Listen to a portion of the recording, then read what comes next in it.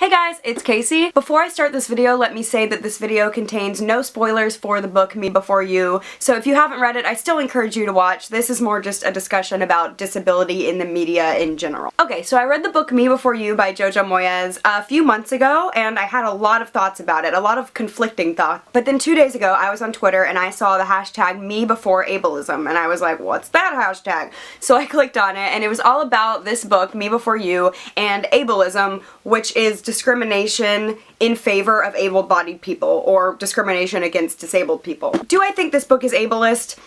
I don't think that was Jojo Moyes' intention. I don't think people who like this book feel that way, but I happen to find a few problems with it, but this video is not to hate on this book at all. This video is more just like an open discussion about disability in the media in general, so I'm not just going to focus on this book. So first I'm going to talk about this book a little bit, and then I'm going to talk about how it relates to me and why I feel that way. However, let me say, if you liked this book, if you read this book and you loved this book, and if you gave it a 5-star on Goodreads, no hate. I'm not judging you, I'm not telling you you're wrong, I'm not dissing you at all. I know a lot of people love this book, and there were things I liked about this book too. There were also things I didn't like, which I'm about to talk about, but I'm not always right, I don't have all the answers, this is just my opinion. Trina from Between Chapters and Emily Hornberg both made wonderful videos on this topic as well that I agree with, so I will link their videos down below. So Me Before You is about this young woman named Lou who is hired to be a caretaker for a man named Will. Will used to live this awesome, active lifestyle until he got in an accident, and now he has quadriplegia and uses a wheelchair. Okay, so obviously we know that there are many people who use wheelchairs who live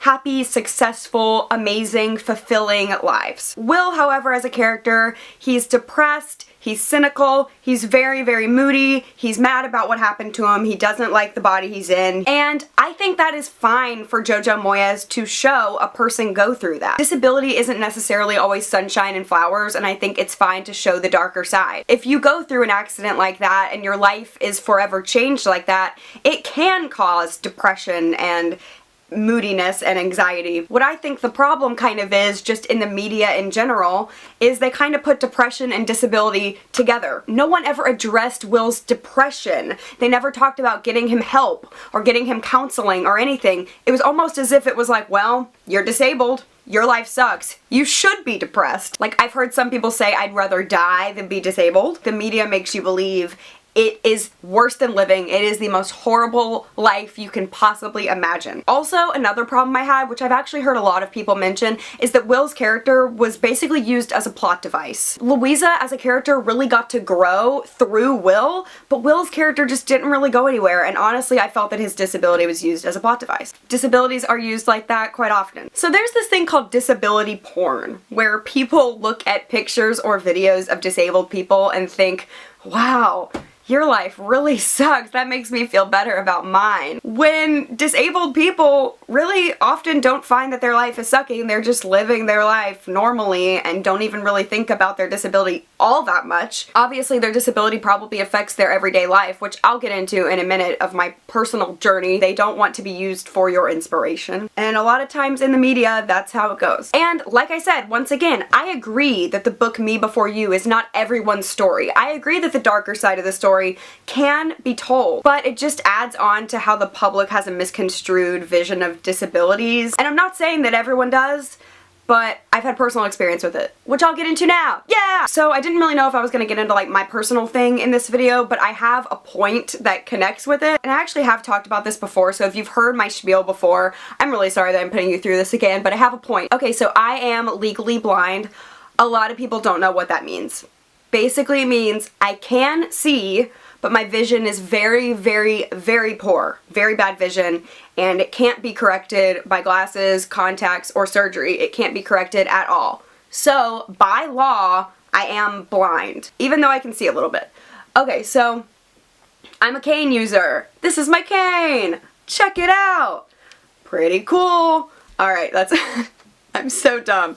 Okay, yeah, this is my cane. Quick fact, I'm not sure what the exact statistic is, but about 80 to 90% of people that use canes and guide dogs actually do have a little bit of vision. You know, you see a cane, you automatically assume that person is totally blind, but most of us do have a little bit of vision, just like really, really crappy vision. I can't drive a car, so I mainly just really need my cane outdoors because I have basically no depth perception, so I can't tell when a step is coming. Also, my eyes are way more sensitive to the sun than the average person, so when it's sunny outside, I'm blinded even more, and I need this for safety reasons that I don't fall, but I also need it for safety reasons for bikers and traffic, because I can't see bikers or even cars very well. So I also have quite a few other health problems that go along with my vision. It's all a genetic thing. They all connect. Even though I've addressed it before, I'm going to quickly address the burning question, how in the world do you read if you can't see? And I know it's hard to grasp because you guys will never be able to understand how I see, and I'll never be able to understand how you see. But basically, I literally hold the book right up to my nose. If I held the book any further away, I would not be able to see it anymore. I have to hold, if I hold anything right up to my face, I can usually kind of see it unless the print is like super small. I also use like magnifying glasses. They're basically like magnifiers on glasses. It's like big chunky glasses. So my point in all of this is people have a very messed up vision of what blind people are supposed to look like or act like based on what they've seen in the media. I like to wear makeup. I like to wear cute clothes. I like to dress up in dresses. And when people see someone that looks nice using a cane, it's a really hard concept for them to grasp. I have a lot of friends who are blind and legally blind who are young like me and who do care about how they look, and we have all heard the comment more than once, "You don't look blind."